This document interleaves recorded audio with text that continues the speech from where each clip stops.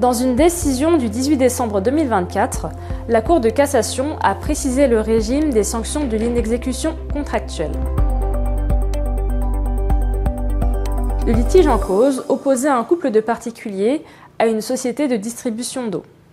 Cette dernière, sur décision du préfet de Mayotte, avait organisé des suspensions temporaires d'accès d'eau au robinet.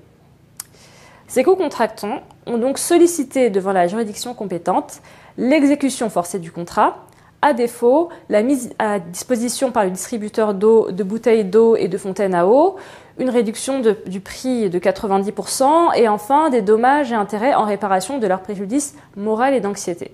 Les demandeurs, déboutés de leur demande devant la Cour d'appel, se pourvoient en cassation. La Cour rejette les demandes de mise à disposition de bouteilles d'eau et de fontaines à eau. Elle rappelle que l'exécution forcée est distincte d'une réparation en nature résultant du préjudice de l'inexécution contractuelle.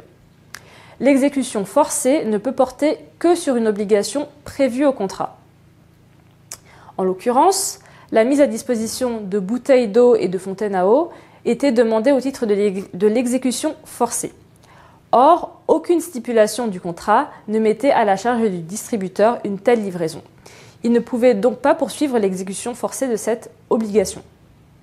La Cour de cassation se prononce également pour la première fois sur la question de savoir si le créancier qui n'a pas payé tout ou partie du prix peut saisir le juge d'une demande de réduction de prix. Au terme d'une analyse des travaux préparatoires et des débats parlementaires de la loi du 20 avril 2018, la Cour répond positivement à cette dernière question. Elle conclut que la réduction du prix peut, en toute hypothèse, être demandée en justice.